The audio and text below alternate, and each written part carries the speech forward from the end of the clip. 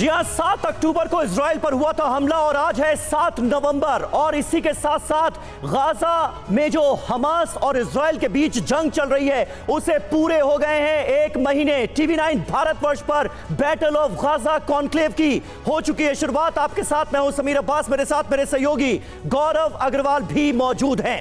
एक एक अपडेट से कराएंगे आपको वाकिफ। इजराइल हमास युद्ध के 1 महीने पूरे हो गए हैं आज। पिछले महीने 7 अक्टूबर को हमास के लड़ाकों ने इजराइल में घुसकर नरसंहार किया था, बर्बरता की सारी हदें पार कर दी थी। बिल्कुल समीर, 7 अक्टूबर की घटना के बाद दुनिया अब 2 धड़ों में बंट गई है। युद्ध के 1 महीने के बाद क्या है हालात, कैसे विश्व युद्ध का खतरा बढ़ गया है, और इसी पर आज हम बैटल ऑफ गाजा कॉन्क्लेव कर रहे हैं। आज 10 बजे के इस सेगमेंट पर किन बड़ी खबरों पर बात होगी, पहले यह जान लीजिए। नेतन्याहू के प्लान गाजा पर एक बड़ा खुलासा आज हम करने वाले हैं। इसके अलावा मध्य पूर्व तक इजराइल युद्ध की आंच कैसे पहुंच रही है, यह भी हम आज बात करेंगे। जी हां गौरव, और इजराइल युद्ध में बंकर बम वर्सेस बंकर मिसाइल, किस तरह से यह जंग आगे बढ़ रही है इसका पूरा खाका भी आपके सामने होगा। अमेरिकी बेस पर हमले हो रहे हैं, ईरान पर शक जताया जा रहा है, यानी अमेरिका वर्सेस ईरान की टेंशन भी बढ़ती नजर आ रही है। और 5वां, अमेरिका के खिलाफ रूस और ईरान एक साथ एक प्लेटफॉर्म पर नजर आ रहे हैं। जी हां, तो हमास और इजराइल के बीच जो जंग चल रही है उससे जुड़ी एक एक अपडेट से हम आपको करा रहे हैं वाकिफ। और आज है 7 नवंबर की तारीख, 1 महीना हो गया इस युद्ध को। वीडियो ब्रेकिंग्स के बाद आंकड़ों के जरिए यह जान लेते हैं कि युद्ध के 1 महीने बाद गाजा में आखिर कितनी तबाही मची है। ये देखिए, ग्राफिक्स के जरिए हम आपको बताने की कोशिश कर रहे हैं कि अब तक तबाही का आलम है क्या। गाजा में इमारतें कितनी ध्वस्त की गई, 2,10,000 से ज्यादा इमारतें अब तक ध्वस्त की जा चुकी हैं। 250 स्कूलों की इमारतों को भी नुकसान पहुंचा है, क्योंकि आईडीएफ यह दावा करती है कि इन तमाम इमारतों में हमास ने अपने अड्डे बना रखे हैं। इसके अलावा 20 अस्पतालों पर हमले भी हुए हैं गौरव। बिल्कुल, और लगातार ये हमले बढ़ते जा रहे हैं, मौत का आंकड़ा बढ़ता जा रहा है। 10,000 से ज्यादा लोगों की इन हमलों में मौत हो चुकी है, 25,400 से ज्यादा लोग घायल हैं, और आईडीएफ को भी अपने जवानों को खोना पड़ रहा है। इजराइल की सेना के 31 जवान इस पूरे कॉन्फ्लिक्ट में मारे गए, 31 जवानों की मौत हो गई। इसी बीच एक बड़ी खबर यह है, नेतन्याहू के प्लान गाजा पर बड़ा खुलासा हुआ है। गाजा में जीत के बाद का प्लान सामने आ गया है नेतन्याहू का।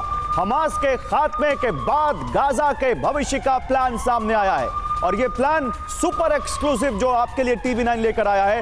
गाजा में कब्जे को लेकर नेतन्याहू का यह प्लान सामने आया है। क्या है ये प्लान, नेतन्याहू क्या करना चाहते हैं, आज TV9 आपको बताएगा।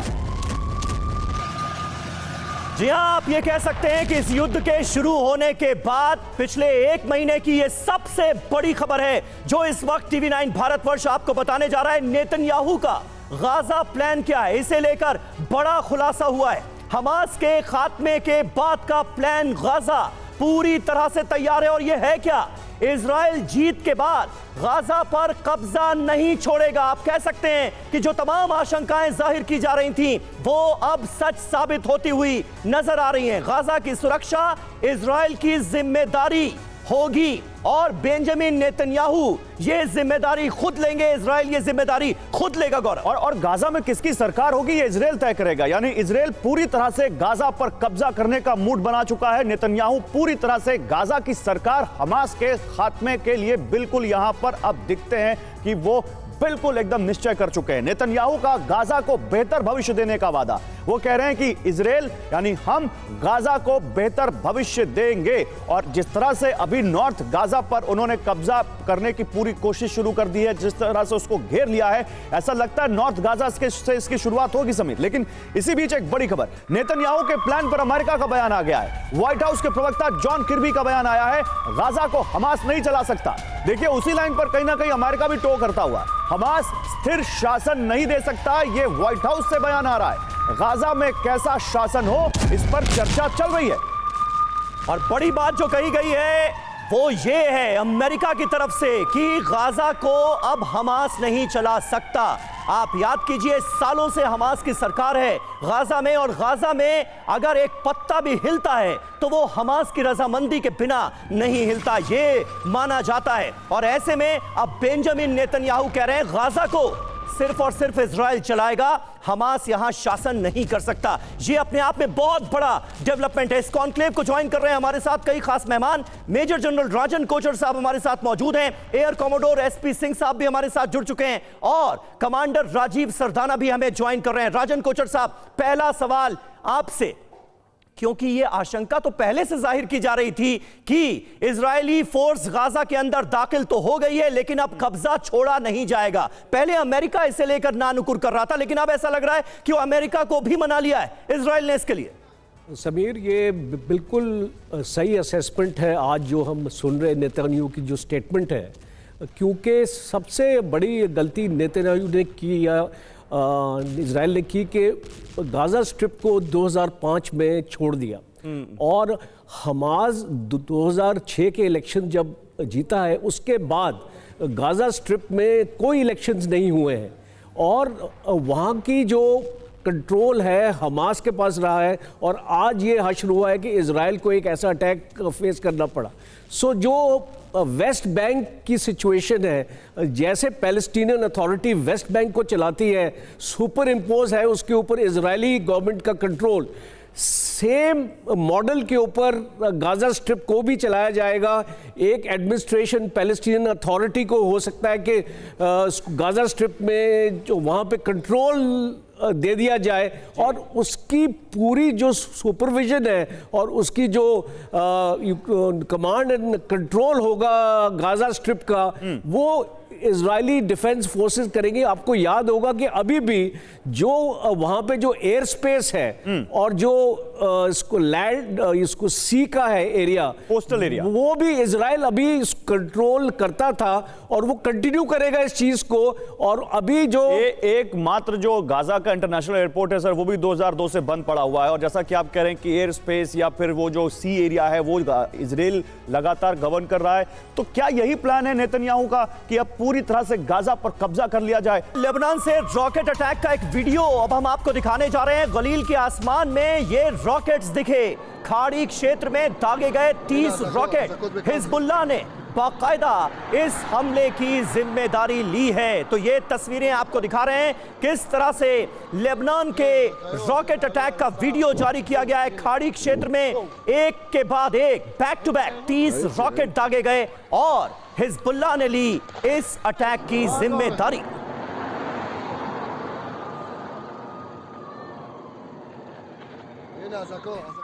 और एक और बड़ी खबर है, लेबनान से हमलों पर आईडीएफ कमांडर ने बड़ा दावा किया है, हम मिडिल ईस्ट में कहीं पहुंचने को तैयार, हम 1 महीने से युद्ध में हैं। हमास को कड़ा जवाब दिया जा रहा है, आईडीएफ के कमांडर ने कहा है। हमास के बुनियादी ढांचे पर हमला हम कर रहे हैं, ये कहते हुए यहां पर आईडीएफ के कमांडर।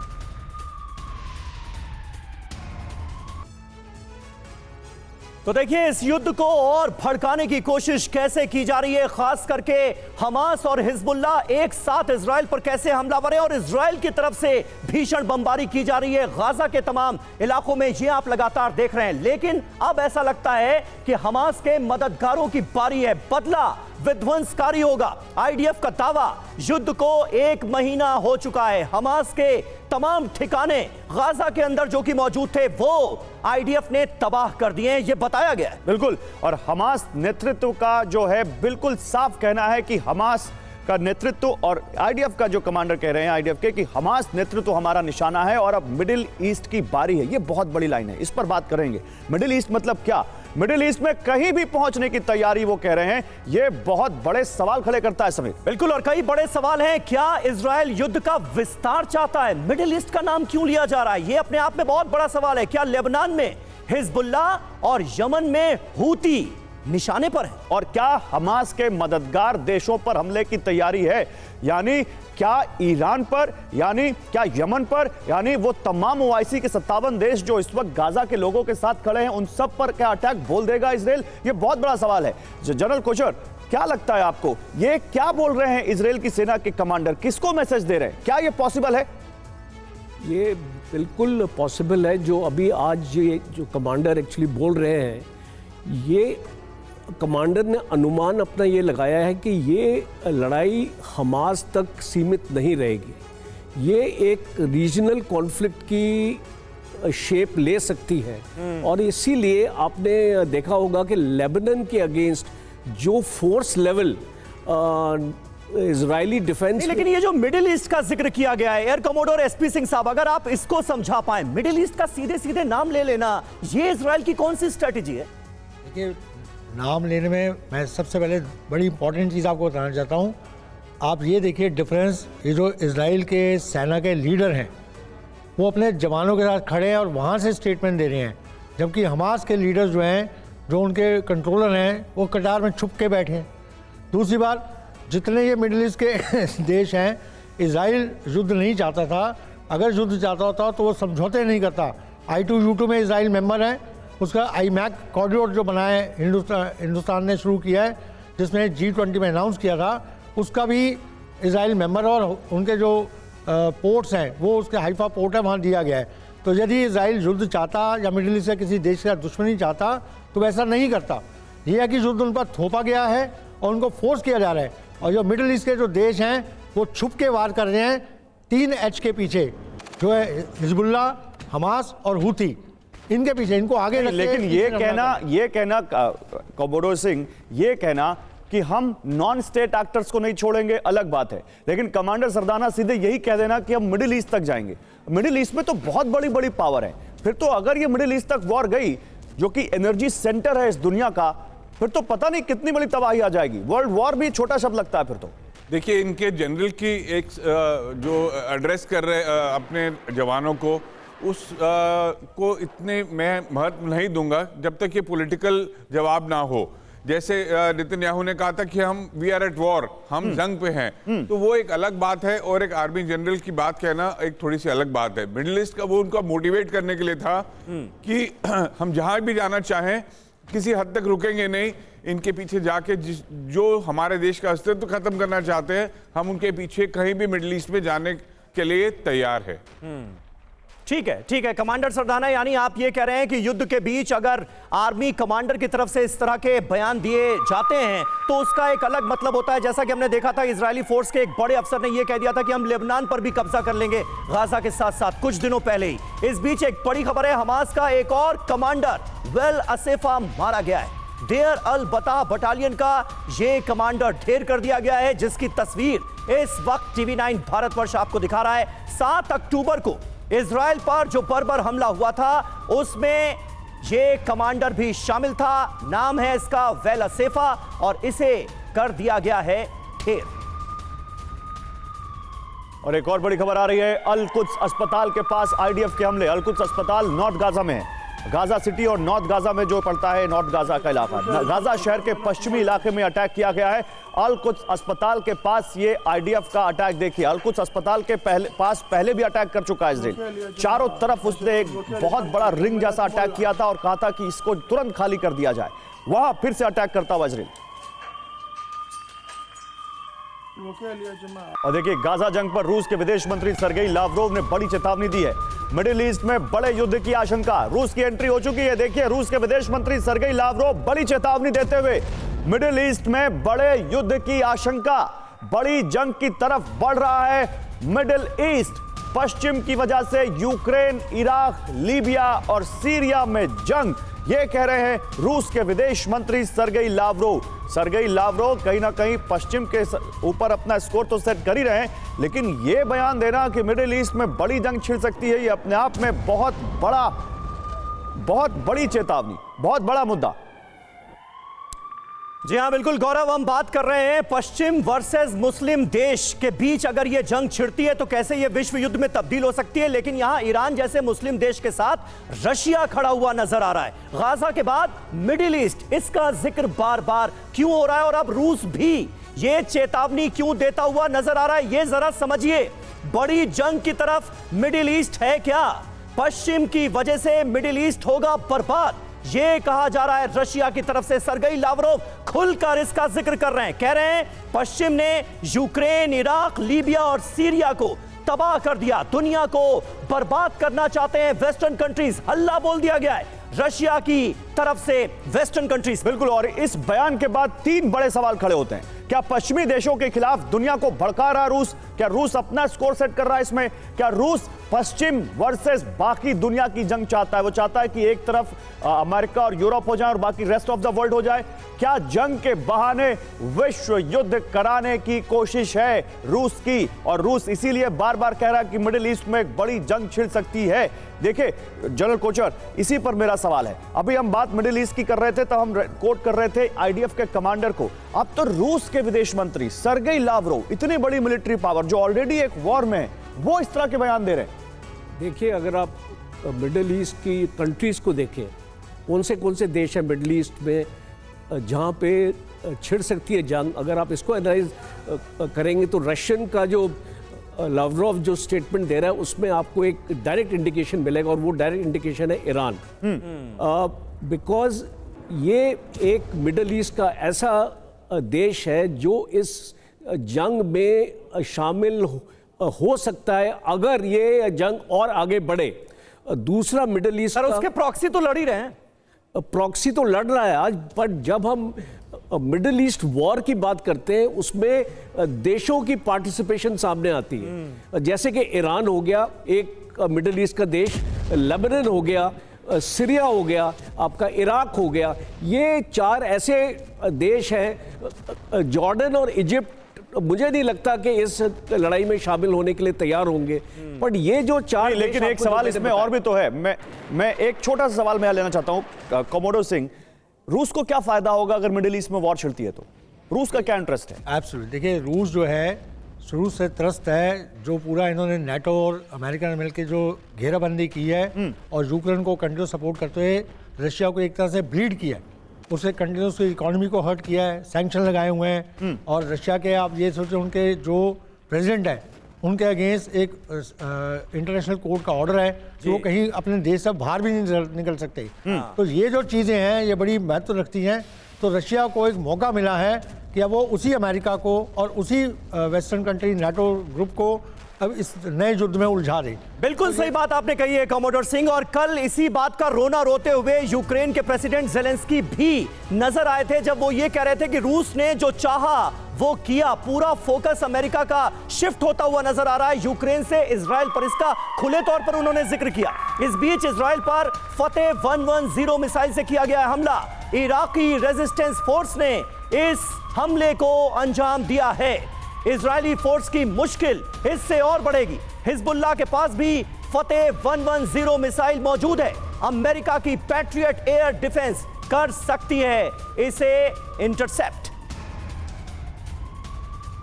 और देखिए गाजा जंग पर अरब मीडिया का एक बड़ा दावा सामने आया है। गाजा में बंकर बस्टर बम से हमला किया जा रहा है, ये कह रहा है अरब मीडिया। गाजा में बंकर बस्टर बम का इस्तेमाल किया जा रहा है और टीवी 9 आपको पहले बता चुका है कि इजराइल इस बम का इस्तेमाल सुरंगों को बर्बाद करने के लिए करेगा। हमास के ठिकानों पर बंकर बस्टर बम से हमला किया जा रहा है। हमास की सुरंगों पर भीषण हमला किया जा रहा है। इजरायली हमले में हमास की कई सुरंगें तबाह हो गई है। यह है वो बंकर बस्टर बम जिसको हम दिखा रहे हैं आपको, जो अंदर बंकर में घुसने के बाद फटता है। ये मिसाइल आती है पहले और वो पेनिट्रेट करती है कंक्रीट के इस दीवार को तोड़ते हुए नीचे अंदर बंकर में घुसती है और फिर इसके बाद ये बस्ट करता है। इसीलिए इसको कहते हैं बंकर बस्टर बम। जी हाँ गौरव, और ये लगातार हम बता रहे हैं अपने दर्शकों को कि बहुत बड़ी चुनौती है आईडीएफ के सामने, क्योंकि हमास के लड़ाके इसी तरह के बंकर्स में, सुरंगों में छिपे बैठे हैं, दुबके बैठे हैं और वहां से लगातार हमले को अंजाम दे रहे हैं। इसलिए उन तक पहुंचना बहुत इंपॉर्टेंट है। युद्ध का 1 महीना बीत चुका है। गाजा में बंकर बस्टर बम का इस्तेमाल किया जा रहा है। यह कितना विध्वंसक है ये समझिए। तहखाने, बंकर, सुरंगें ये नष्ट कर देता है। फाइटर जेट से इसे गिराया जाता है। जमीन में 35 से 50 मीटर नीचे चला जाता है। 100 मीटर तक का ये गड्ढा कर सकता है। 3.6 की तीव्रता का भूकंप लाता है वहां जहां ये गिरता है। दावा ये कि अमेरिका ने इजराइल को बंकर बस्टर बम दिए हैं और अब इजराइल इनका बड़े पैमाने पर इस्तेमाल कर रहा है और आने वाले वक्त में भी गौरव करेगा। इजराइल के निशाने पर वेस्ट बैंक के तुलकर्म इलाके की तमाम रिहायशी इमारतें भी हैं। वेस्ट बैंक के तुलकर्म में हमले की बड़ी तैयारी की जा रही है। इस वक्त वेस्ट बैंक की अगर हम बात करें तो तुलकर्म हमलों का सेंटर बनता हुआ नजर आ रहा है। यहां पर विनाशक ड्रोन तैनात किए गए हैं और उनके जरिए हमलों को अंजाम दिया जा रहा है। तुलकर्म में रात से भीषण हमलों का सिलसिला जारी है।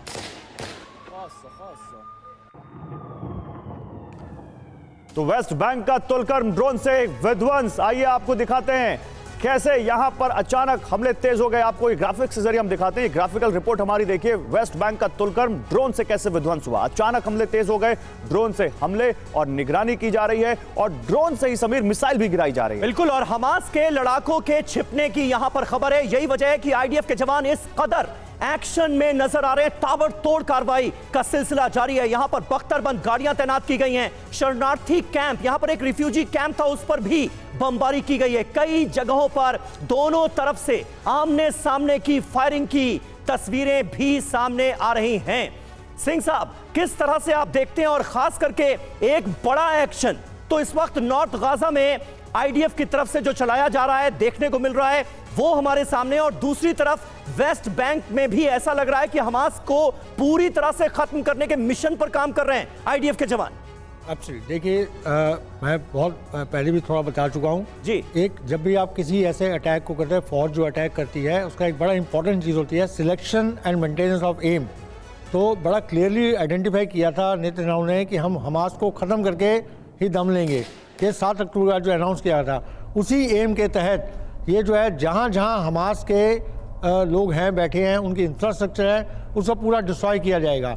मेन इफेक्ट उनका रहेगा गाज़ा में, जहाँ देखिए उन्होंने गाज़ा में लोगों को बोला, फिलिस्तीन को, नॉर्थ गाज़ा खाली करने के, साउथ में जाने के लिए, ताकि पूरा जो सुरंगों का इंफ्रास्ट्रक्चर है और जो वहाँ पर उनके जो असला पड़ा है या उनकी कोई भी और ऐसी चीज़ें हैं, इक्विपमेंट है, उसको डिस्ट्रॉय किया जा सके, ताकि हमास जो है आगे से उसका रिटर्न कभी ना इस चीज़ में कर सके।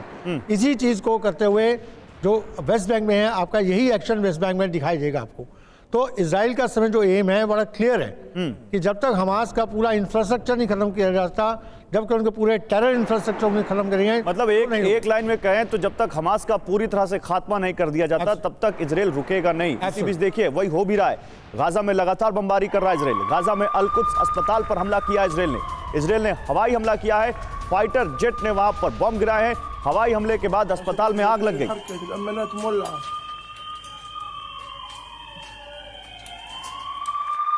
युद्ध के 1 महीने होने पर नेतन्याहू का जो बयान सामने आया है, वो भी आपको बता दें। सिर्फ 1 घंटे के लिए हमला रोक सकते हैं, सिर्फ 1 घंटे के लिए, मानवीय सहायता के लिए 1 घंटा रुक सकता है युद्ध, ये कहा है बेंजामिन नेतन्याहू ने। लेकिन युद्ध विराम को तैयार नहीं है इजराइल, ये क्लियर करते हुए नेतन्याहू नजर आ रहे हैं। देखिए, इस वक्त अंतर्राष्ट्रीय दबाव बहुत ज्यादा है इजराइल पर, क्योंकि भारी संख्या में गाजा के अंदर आम लोगों की भी जान गई है, और ऐसे में अब जंग के 1 महीने पूरे होने पर नेतन्याहू की तरफ से यह कहा गया है कि 1 घंटे हमले रुक सकते हैं।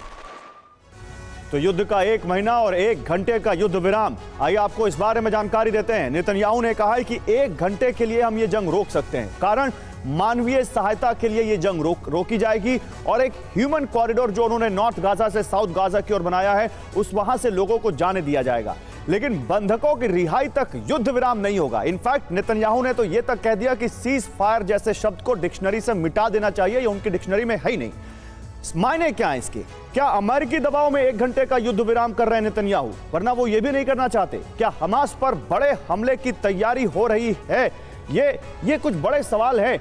जनरल कोचर, क्या लगता है आपको, नेतन्याहू जो कह रहे हैं कि सीज फायर तो हम नहीं करेंगे, ये 1 घंटे का युद्ध विराम क्या दुनिया को ये बताने के लिए कि हम यहां पर आम लोगों को परेशान नहीं करना चाहते और उनको बचने का पूरा मौका दे रहे हैं? देखिए, लड़ाई में 1 घंटे का युद्ध विराम कोई मायने नहीं रखता। 1 घंटे में आप कोई लोगों को इसको मूव नहीं कर सकते एक एरिया से दूसरे एरिया में। ये एक बेसिकली सिंबॉलिक है। सिंबॉलिक इसलिए मैं इसको मानता हूं कि इसको बताने के लिए कि ओके हम आपको 1 घंटे का आराम देते हैं, इसका कोई मिलिट्री जो इम्पैक्ट है इसके ऊपर नहीं पड़ने वाला है, बिकॉज 1 घंटे में कुछ नहीं हो सकता है। ये अहम बात आप कह रहे हैं कि 1 घंटे के सीजफायर से 1 घंटे हमले रोकने से कुछ होने वाला है नहीं। हालांकि इससे पहले हमने देखा था जब लोगों को मोहलत दी गई थी नॉर्थ गाजा से साउथ गाजा जाने की, तो वो 4 घंटे की थी और उसका फायदा नजर भी आया था। लेकिन 1 घंटे में क्या होगा, ये एक अहम सवाल है।